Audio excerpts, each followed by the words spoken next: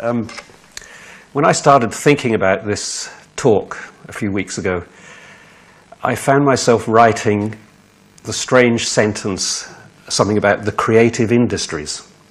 And I thought, industries? That's not really quite the right word for what I think I'm doing. And I started wondering about the genesis of that term. I can sort of understand why it's used because, you know, people who work in the creative arts are always desperate to try to get a little bit of money from government. And apparently the way of convincing them that they should give you some money is to tell them that you're an industry. If you're an industry, that means you're part of the economic framework and that everything you do can ultimately be expressed as a single number, like your contribution to GNP or the number of jobs that you provide or things like that, the number of number ones you've had. I thought this is the sort of beginning of the end of the arts, really, if we start to try to make things expressible by single numbers in that way. What we also do, by the same token, is we start to think that things that can't be evaluated in that way are actually not worth anything. Now, I saw a sort of example of this, I thought, a few weeks ago when the Education Secretary said she thought that it was a good idea for students not to go into the arts and humanities because they didn't offer such good job prospects as the STEM subjects.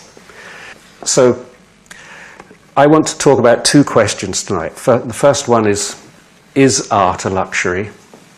Is it only a luxury? Or does it do something for us beyond that? And the second question is there a way that you can create a situation in which the arts flourish? What are we doing when we make art, and what are we doing when we consume it? So I'm going to start with a definition of culture, and I'm going to call culture the creative arts. But I'm going to make a very broad definition of what art is. My definition is art is everything that you don't have to do. There are certain things you do have to do to stay alive. You have to eat, for example. But you don't have to invent baked Alaskas or sausage rolls or Heston Blumenthal. So you have this basic activity that we and all other animals do, which is called eating. But then, unlike all other animals, we do a lot of embroidery and embellishment on top of it. We make eating into a complicated, stylized activity of some kind. You have to wear clothes, but you don't have to come up with Dior dresses or Doc Marten boots. So once again, we have an essential need, clothing ourselves, which we then do with intense sort of interest. We stylize and embellish and ornament and decorate. Movement. We have to move, but we don't have to do the rumba, the tango, the Charleston, and the twerk. So even something as straightforward as movement, we as humans elaborate it into something, an area of stylistic activity, essentially. So the basic activity is movement. What we like to do with it is to stylize it in lots and lots of different ways. And communicating is the same way, you know. We all have to communicate because we're humans and we live in cooperative groups. But in fact, we do a lot more than just communicate. We write epic poems and pop songs and symphonies and advertising and so on and so on. So we do, again, with communicating, we do a lot of additional stuff on top of just communicating. And all of that stuff, what's characteristic of it is that it's highly stylized. And it's not only highly stylized, but it's not randomly stylized either. We care a great deal about what we're doing. For instance, people will say to you, and almost mean it, I wouldn't be seen dead in that. Or they might say, I don't think I could live without my Björk albums. Or similar things like that. What color shall I dye my hair? It's a real crisis. So people invest a lot of their thinking into how they style themselves. And in fact, we all show that. You know, nobody here is dressed randomly. And nobody and I can't see you very well, but I don't think anybody has a random haircut either. If anybody does, I would really like to see it. So I think there's a whole lot of things that we do which you might just call stylization, but what I want to persuade you that they are actually part of this very broad definition of art as I'm using it. I made a list of things that I would put under that umbrella. Symphonies, perfumes, sports cars, graffiti, needlepoint, monuments, tattoos, slang, Ming vases, doodles, poodles, apple strudels, still life, second life, bed knobs and boob jobs. All of those things are sort of unnecessary in the sense that we could all survive without doing any of them. But in fact we don't. We all engage with them. So the first question is, why is any of that important? Why do we do it? And notice it's not only us relatively wealthy people in terms of global wealth who are doing it. It's everybody that we know of. Every human group we know of is spending a lot of their time. In fact, almost all their surplus time and energy is spent in the act of stylizing things and enjoying other people's stylizations of things. So my question is, what is it for? Why do we like music? And if you start thinking about that, that is really one of the most mysterious things you can imagine. Why do we even have an interest in music? Why do we have preferences? Why do we like this song better than that one? Why do we like this Beethoven sonata better than that Beethoven sonata? Why do we like this performance of that same sonata better than that other performance? We have very fine distinctions about things that we prefer, aesthetic things, and yet none of it seems to have much to do with functionalism, with staying alive. I want to look at what children do. If you watch children playing, what they're doing mostly is let's pretend. Let's pretend this stick can change you into a frog. But if you have this bottle top and you shine it at me, I can't fly anymore. Something like that. Those are the kinds of games that children like to play. And they play them absolutely incessantly. And everybody sort of intuitively knows that children playing is important. It's how they learn. We also know that if we don't let children play, they don't develop well. It's the process of acclimatizing that a child is going through.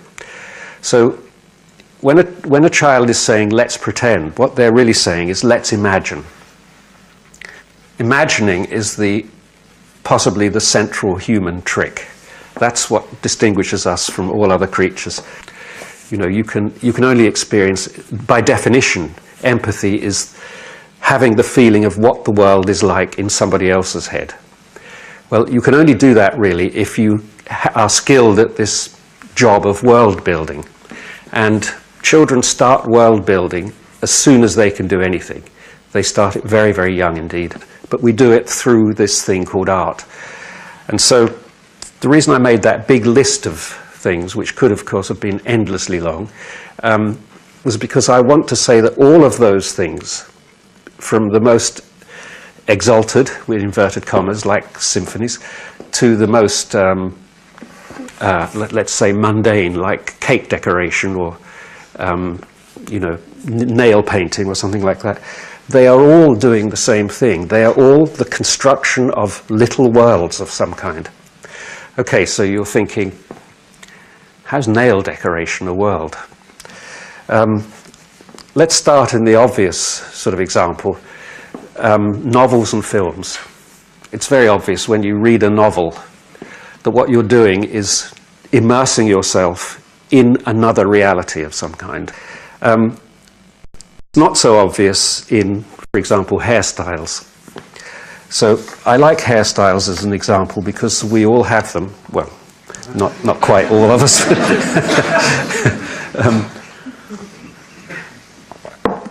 But if you think about what's going on when you choose to wear your hair one way rather than another, what you're really doing is saying, I belong to this particular world where this kind of hairstyle would exist. You're broadcasting something, but you're also very alert to all the other hairstyles that you see around you. So you're in receive mode as well. And what I think you're doing then is you're positioning yourself in all the possible stylistic worlds that could exist. You're taking a certain position.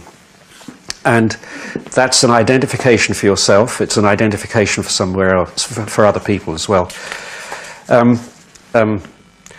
Art is the exposure to the tensions and problems of a false world in order that man may endure the tensions and problems of the real world. It's also the exposure to the joys and freedoms of a false world in order that we might recognize those and locate them in the real world.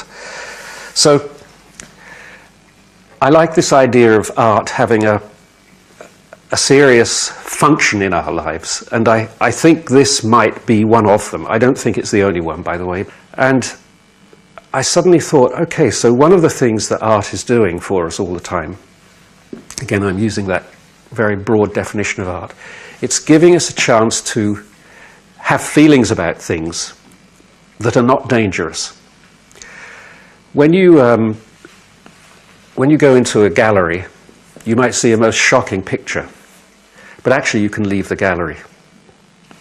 When you listen to a terrifying radio play, you can switch the radio off. So one of the things about art is it offers a safe place for you to have quite extreme and rather dangerous feelings. And the reason you can do that is because you know you can switch it off. So art has a kind of role there as a simulator. It offers you these simulated worlds, a little bit like a plane simulator. You know, the reason you have simulators for learning to fly a 747 is so that you don't crash too many 747s. You can have a crash and get out and laugh. Well, it's true of art as well. You know, we live in a culture that is changing so incredibly quickly. I was thinking about this the other day, and I thought probably in a month of our lifetimes, we have about the amount of change that there was in the whole of the 14th century. So we have to somehow come to terms with all of that. None of us have the same experiences. You know, you might know a lot about what's happening in cars, and you might know a lot of what's happening in medicine, and you might know something about mathematics, and you might know something about fashion. None of us are at all expert on everything that's happening. So we need ways of keeping in sync, of remaining coherent. And I think that this is what culture is doing for us. And as I said, culture is the creative arts as far as I'm concerned. So I'm starting now to propose the idea of culture as a sort of collective ritual, or a set of collective rituals that we're all engaged with.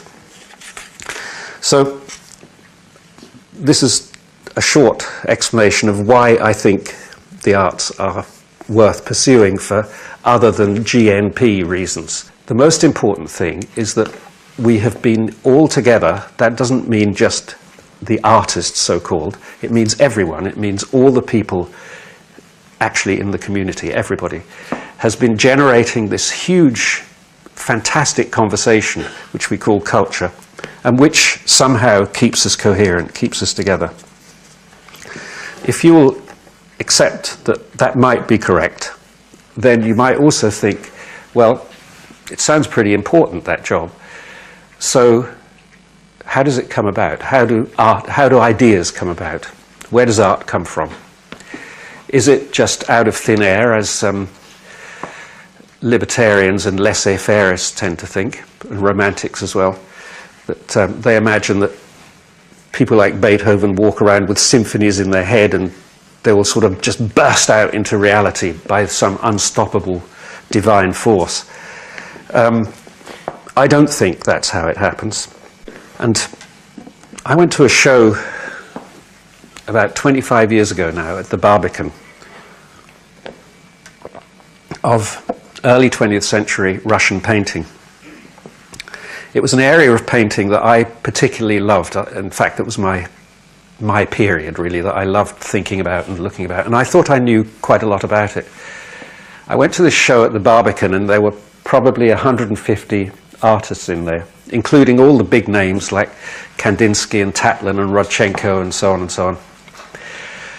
And I would say that 70 of the artists in there I'd never heard of, and they were really good. And I thought, that's so mysterious. Why didn't I know about any of those people? So I thought there must have been so much going on at that time. And the differences between the ones who survived into history, like Kandinsky, and the ones who you've never heard of, was very small. There were a lot of people making great pictures then. So I thought, how did that come about? Why was there so much going on at that time? And I started reading about that period in history in Russia. Well, one of the reasons it went on was because it had a lot of help. There were a lot of collectors. They put a lot of money into the scene, but there were a lot of hangers-on as well, what would normally be called hangers-on. They were people who had nice apartments that artists could meet and have parties in, or people who ran salons. There were people who had empty places where you could have a show, even if you weren't very well known. There were galleries that went out in competition with one another to poach the newest, the best young artists. There was a whole thriving scene around the artists themselves. And that thriving scene was actually what produced all this work, I think. I came up with this word then, which I still use, which is the word scenius. So genius is the talent of an individual. Scenius is the talent of a whole community. And I think, in history you see many examples of great sceniuses, like that point in the Renaissance when Raphael, Michelangelo and Da Vinci were all alive at the same time and in the same cities. Or British pop culture, actually. British pop culture at various times has been that kind of scenius where suddenly all sorts of talents and opportunities came together. And you get something that is actually an ecosystem. Now, the thing about ecosystems is that it's impossible to tell what the important parts are. It's not a hierarchy. We're used to thinking of things arranged in levels like that, with the important things at the top and the less important things at the bottom. Ecosystems aren't like that. They're richly interconnected and they're codependent in many, many ways. And if you take one thing out of the ecosystem, you can get a collapse in quite a different place. They're constantly rebalancing. And I feel that culture is like that. And I think that British musical culture in particular has been like that. So my thought the other night when I was walking home was, new ideas are articulated by individuals, but generated by communities. What we tend to do is, perhaps quite naturally, celebrate the individuals. We're very keen on the names. But what we don't do is to look at the whole community that they're drawing from. Now, I'm going to give you as an example of this my own story in a very potted form. Usually when people tell their story, they kind of make it seem like they did it all themselves. I did it my way. I'm a self-made man. It's particularly notable among high-tech billionaires who tend to think that they started the world. So my story is like everybody's story, very complicated, and I'm just going to look at certain particular parts of it. When I was 11, I passed the 11 plus, and because I was of Catholic parents, I got a scholarship to a Catholic grammar school. Like many schools, it had set aside a few places for bright working class boys, I believe was the phrase. Then I went to art school. The art school was free. We didn't pay fees then. I spent 5 years at art school. Absolutely invaluable time. I studied with some great teachers, some of whom, incidentally, had taught Pete Townsend, who was one of the first in this series of lectures. I left art school and I went on the dole. This was a very important part of my life. And I went on the dole because I desperately didn't want to get a job. Because I was worried if I got a job, I would never get out of the job. And I want to be an artist. I was very clear about that. So I stayed on the dole and doing odd jobs, and had the great good fortune of meeting Roxy Music. So I had luck. Joined a wonderful group of people. But then another great piece of good fortune, which I know was mentioned in the introduction here, was that John Peel came to one of our early shows and put us on the radio. A writer called Richard Williams heard it, wrote about it, a big piece, which was pretty unknown at the time because we didn't have management, record company, or even fans, actually. And then, of course, John Peel was one of the reasons I'm here, actually, because he was a key figure in my life. And then the other things I should mention that kept me going during that time was the NHS and the library service. So I mention all of those things. They're not the only things in this story, of course, but they're important in a way because they were all institutions that had been set in place a long time ago by people who had some sort of idealistic notion of social engineering. Lord Reith, setting up the BBC, had the idea that the whole nation would benefit from being part of this new idea of radio. The ideas could be spread around differently. A lot of the way people are talking about the internet now. The scholarship system was a piece of social engineering from some sort of long-term generosity of mind of the people who set up that school. The dole, why does the dole exist? It exists because somebody thought it was repulsive that people should be poor in a society where there was a lot of money going around, that some people should be very, very poor. It seemed objectionable. It doesn't seem objectionable to a lot of people these days, which is interesting. So these forms of social engineering appeared, and as I say, I think they represent a sort of an altruism, a generosity towards the future, which I think is just starting to find its time now. We're now in a new era. We come from an era of scarcity, basically, economic scarcity. And when all of economics is based on the idea of scarcity and the idea of competition for resources. What we're moving into, I think, is an era of abundance and cooperation. We're super productive. We're going to become even more productive as we automate. And we're going to become even less connected to the production because automation means robotization, and it means that humans are less necessary to that process. So what are we all going to be doing? We're going to be in a world of ultra-fast change. It's really accelerating at the moment, and will continue to.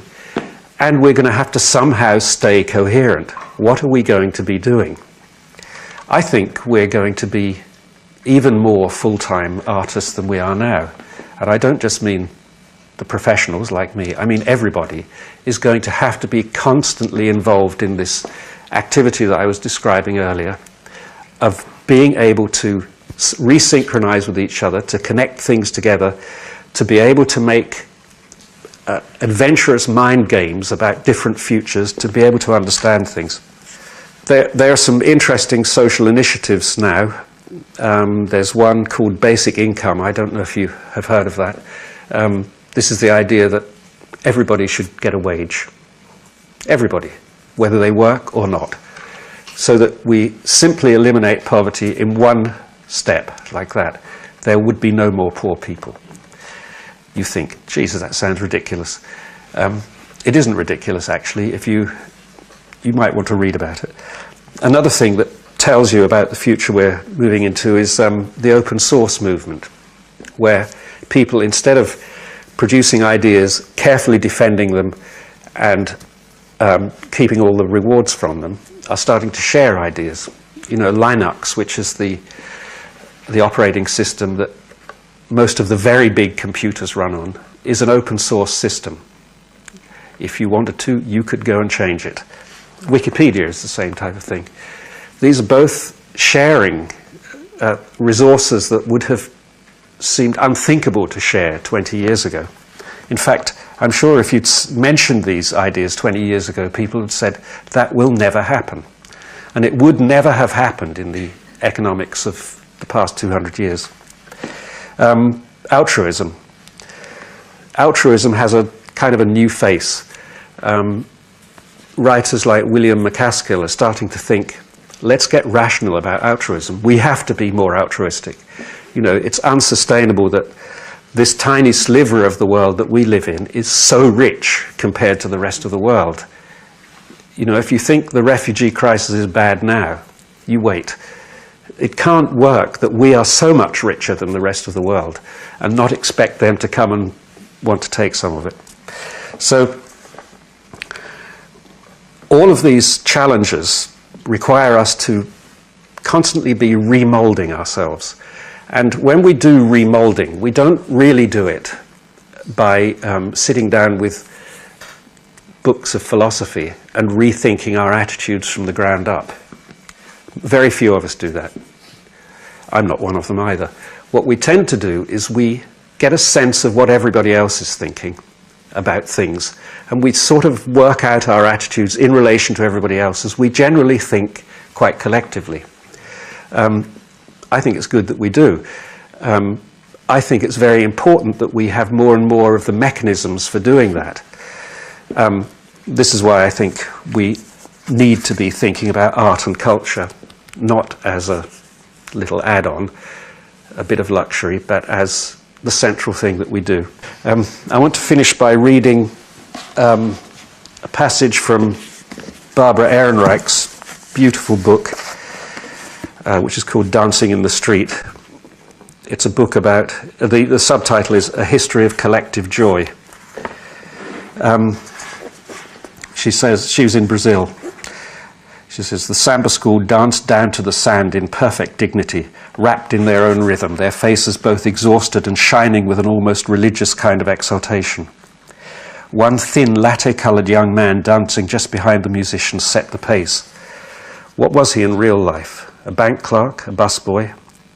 But here, in his brilliant feathered costume, he was a prince, a mythological figure, maybe even a god.